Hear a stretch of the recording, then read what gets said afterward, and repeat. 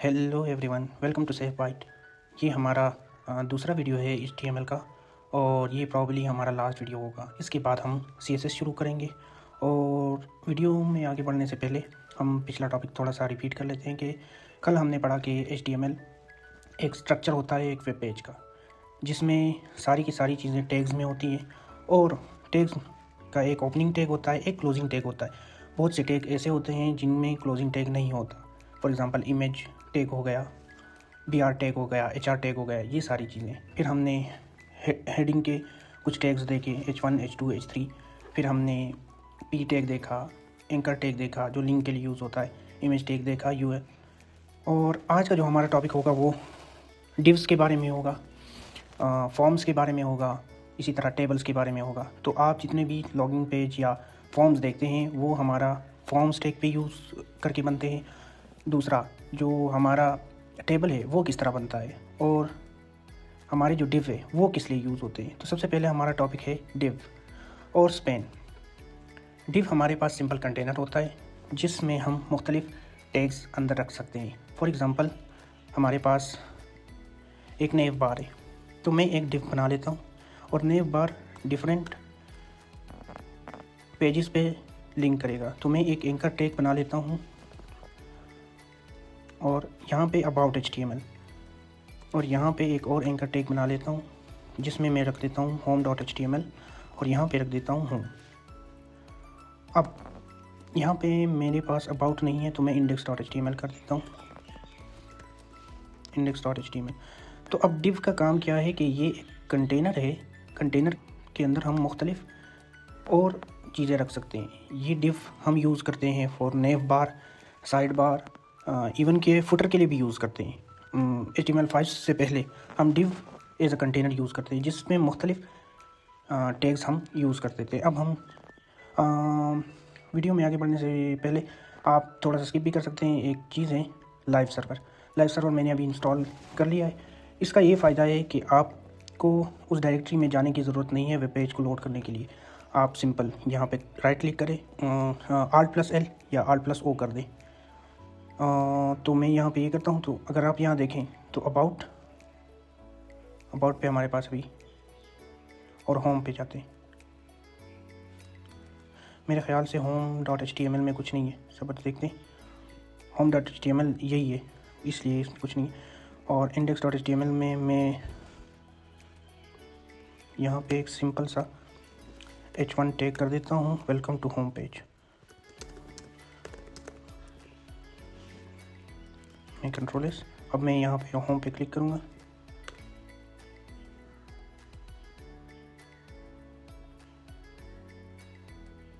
Oh sorry, index.html में, हाँ, welcome to home page. और ये सारी चीज़ें इसलिए मिक्स हो रही है क्योंकि ये होम पेज इसी का नाम है, तो इसलिए मैं हटा देता हूँ। तो ये अब देखें तो डिव का सिंपल पर्पज़ ये है कि कंटेनर है जिसमें हम डिफरेंट टैग्स रख सकते हैं। H1 tags, welcome to home page. फिर हम एक P टैग रख लेते हैं, लॉरम 20। लॉरम 20 जब हम लिखते हैं तो वो हमारे पास एक डमी टेक्स्ट बन जाता है 20 वर्ड्स का। तो ये बन गया। अब मैं इसको index.html, ये देखें, ये अब वहाँ पे शो हो रहा है। अब आते हैं स्पैन के बारे में। स्पैन एक ऐसा टैग है जिसको हम यूज़ करते हैं किसी भी पर्टिकुलर सेक्शन को जावास्क्रिप्ट यूज़ करते हैं उस पर, या CSS यूज़ करते हैं, या स्टाइलिंग यूज़ करते हैं उस पर, या कोई फंक्शन यूज़ करते हैं। फॉर एग्ज़ाम्पल हमारे पास ये ऑडियो एक वर्ड है, मैं चाहता हूँ कि इसका कलर चेंज हो जाए। तो मैं क्या करूँगा, स्पैन यूज़ करूँगा और ऑडियो, और मैं यहाँ पे स्टाइल के थ्रू, इनलाइन CSS के थ्रू मैं इसका कलर चेंज कर दूँगा। कलर एक्वा कर दूँगा, और यहाँ पे मैं आके ये देखें ऑडियो का जो कलर है वो चेंज हो गया है। अब हमारे पास आते हैं फॉर्म्स पे। आपने जितने भी फॉर्म्स देखे हों, लॉगिन पेज या लॉग आउट पेज, तो उसमें हम बेसिकली फॉर्म्स ही यूज़ करते हैं। फॉर एग्ज़ाम्पल अभी हम ये डिफ वाला सेक्शन कमेंट करते हैं कमेंट HTML में कमेंट करने का तरीका ये, और कमेंट का बेसिक पर्पस ये है कि ये लाइन जो है ना, ये ब्राउज़र निगलेक्ट कर देगा। तो अब देखते हैं फॉर्म्स।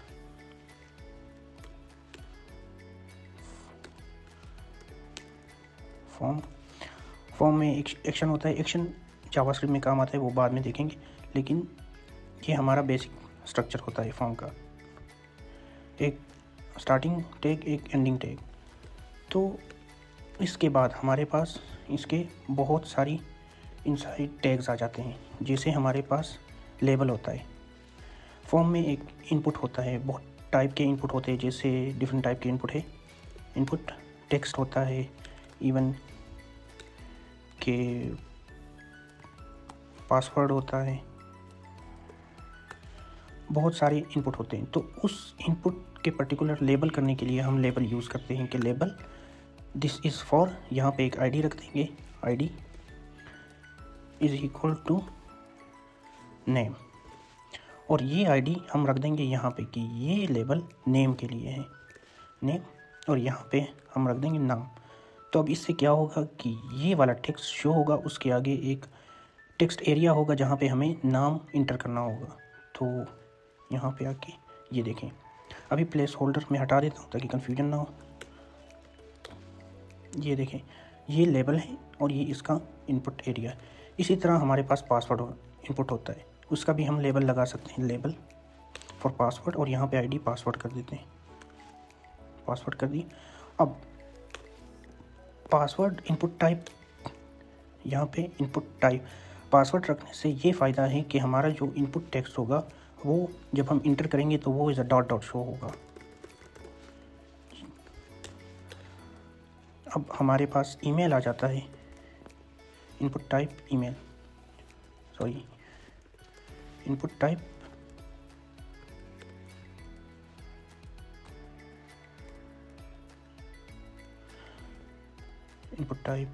ईमेल। इसका पर्पस ये है, इसका भी लेबल कर देते हैं।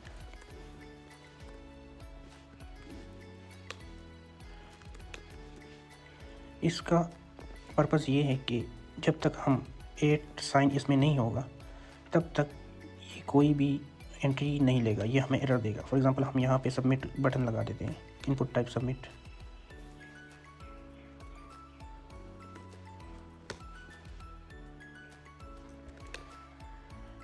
और मैं यहाँ पे कर देता हूँ। तो ये कह रहा है कि यहाँ पे @ होना चाहिए। इसी तरह हमारे पास आ जाता है टेक्स्ट एरिया। फॉर एग्जांपल मैं लेबल कर देता हूँ बायो, और मैं टेक्स्ट एरिया रख देता हूँ। अगर मुझे कुछ भी एंट्री चाहिए तो यहाँ पे मैं रख देता हूँ कि डिफ़ॉल्ट वैल्यू ये है उस टेक्स्ट एरिया की। अगर नहीं चाहिए तो मैं हटा देता हूँ।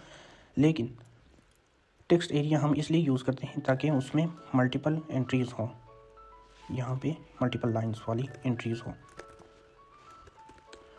अब इसके बाद हमारे पास आ जाती हैं सेलेक्ट इनपुट टेक्स्ट। सेलेक्ट में हमारे पास एक ड्रॉप डाउन मेन्यू आता है। उस ड्रॉप डाउन मेन्यू में मल्टीपल ऑप्शंस आते हैं, उस ऑप्शन से हमें एक सेलेक्ट करना होता है। इसी तरह ऑप्शन सेलेक्ट। लेकिन अगर आप गौर करें तो हमारे पास डिफ़ॉल्ट में एक जो हमारे पास टॉप पे होता है वो डिफ़ॉल्ट में सेलेक्ट हुआ होता है। तो हम अमूमन ये फ़र्स्ट वाला यूज़ नहीं करते, हम कहते हैं सेलेक्ट एन ऑप्शन फर्स्ट वाले में, और फिर हम यहाँ पे 1 कर देते हैं, यहाँ पे 2 एंड सो ऑन। तो अब देखें सेलेक्ट एन ऑप्शन, और इसी तरह फिर हमारे पास आ जाते हैं रेडियो बटन। रेडियो बटन में एक चीज़ जो सीखने वाली है वो ये है कि रेडियो बटन एक इनपुट टाइप है, इसका एक लेबल होगा।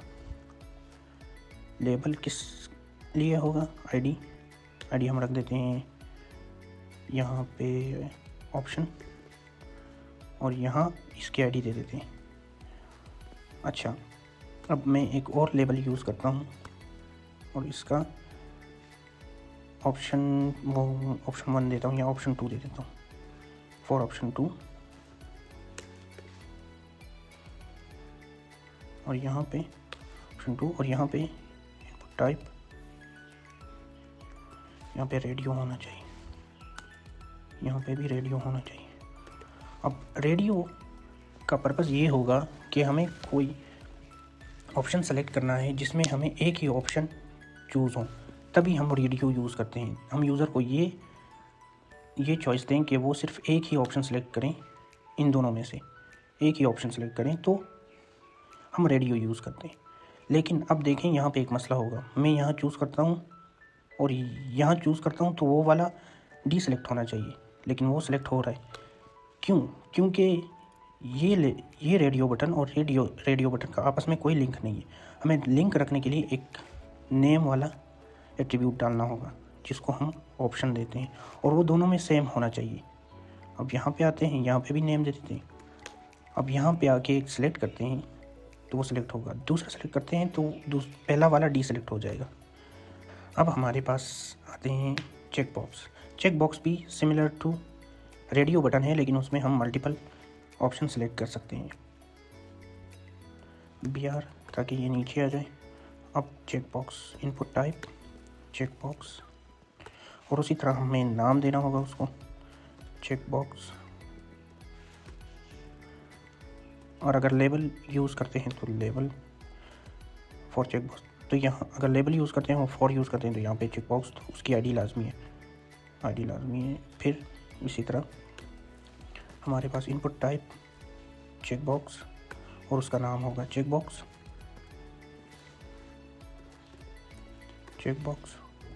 और इसकी आईडी होगी check box 2 want to receive. अब हम इसको ये देखें, यहाँ पे हम एक सेलेक्ट कर सकते हैं। अब हमारे पास एक इनपुट रह गई थी, वो तो डेट। इसमें हम 3 ऑप्शन है हमारे पास। डेट, वो सिंपल डेट ही इनपुट लेगा।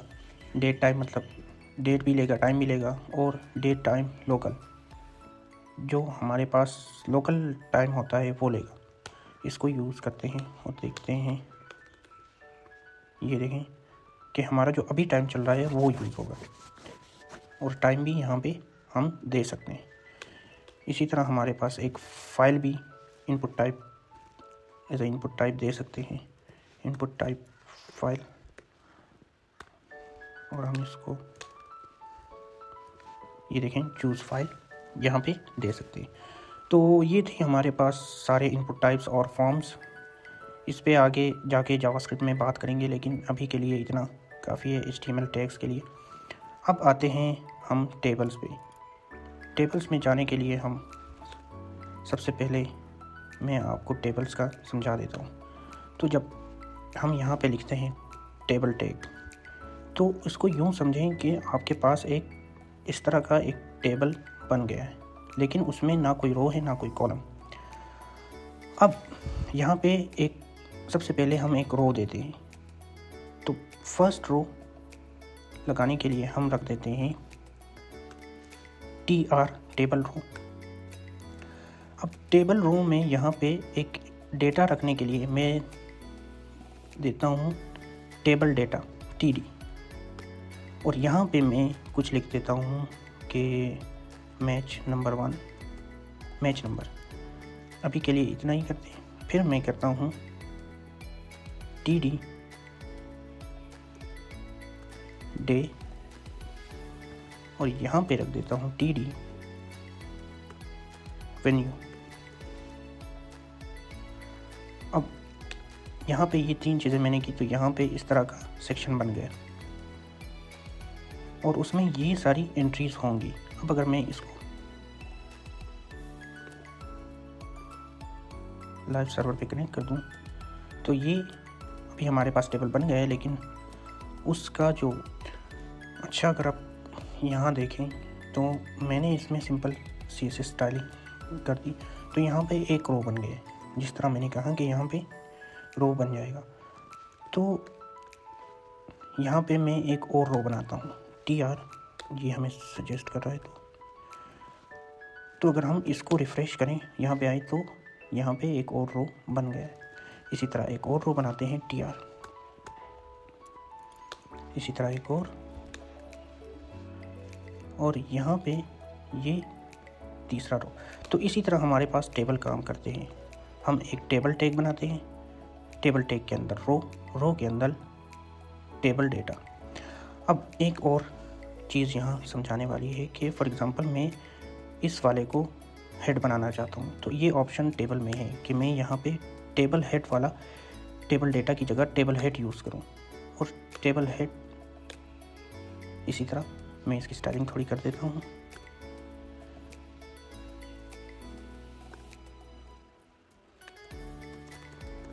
सॉलिड, और इसी तरह बाकी सब की भी। तो ये आप देखेंगे कि ये वाली चीज़ थोड़ी बोल्ड हो गई। इसका मतलब ये है कि ये वाला रो जो है ये हेड है इसका, इस टेबल का। अच्छा, अब आते हैं कोड पे। तो यहाँ पे हमारे पास सबसे पहला हेडर है। हेडर के अंदर ही मैंने नेम बार रख दिया है। अगर आप ऐसा करना चाहते हैं तो ऐसा करें, नहीं तो मैं यहाँ पे H1 रख देता हूँ और दिस इज़ माई वेबसाइट, ये एक रख देता हूँ। फिर यहाँ पे नीचे मैं नेविगेशन बार रख देता हूँ और उसमें वो सारा कोड रख देता हूँ जो वहाँ पे था। फिर यहाँ नीचे हमारे पास मेन आ जाता है, मेन बॉडी, और यहाँ पे एक फॉर्म है मेन बॉडी में जिसमें नेम है, ईमेल है और सबमिट बटन होगा। फिर यहाँ हमारे पास एक असाइड आ जाता है जो साइड पे होगा, और असाइड के बाद हमारे पास एक फुटर जिसमें कॉपीराइट वाला मैसेज है। अब इसको हम देखते हैं कि ये दिखता कैसे। ये देखें, ये हमारा हेड, ये हमारा नेविगेशन बार, ये हमारा जो मेन है, और ये साइड बार है, और ये यहाँ तक ये वाला साइड बार है, और ये हमारा फुटर है। अब आपका सवाल ये होगा कि ये तो साइड में नहीं दिख रहा, तो ये चीज़ें हम CSS में देखेंगे। तो टेबल के लिए इतना ही, इसके अलावा और कुछ नहीं है टेबल में। अब आते हैं हमारा HTML5 वाला। तो याद है मैंने इस वीडियो के स्टार्ट में कहा था कि हम डिव यूज़ करते हैं नेव के लिए, डिव यूज़ करते हैं फुटर के लिए। HTML5 ने हमें अलहदा टैग्स दे दिए, for naive bar, for header के लिए हम हेडर वाला टैग यूज़ करते हैं। तो ये वाला पेज मैं खोल देता हूँ। अब हमारे पास एक हेडर होता है, एक मेन बॉडी होती है, एक साइड होता है, एक फुटर होता है। तो यहाँ पे अगर मैं आप लोगों को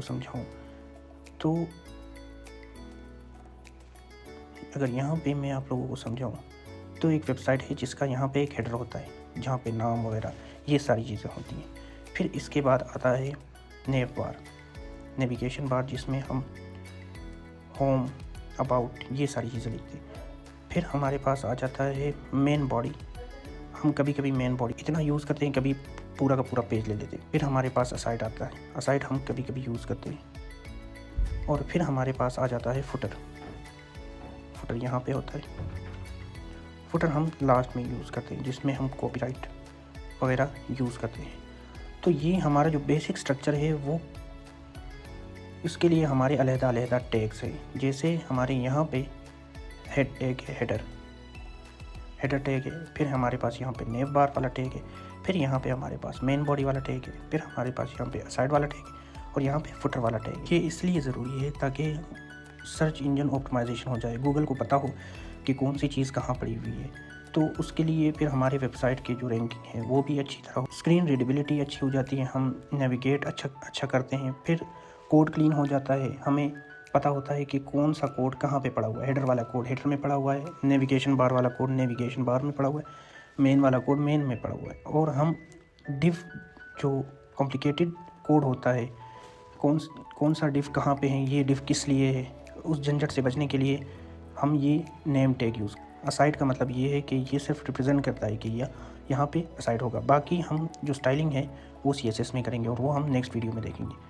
तो फिर नेक्स्ट वीडियो में मुलाकात होगी।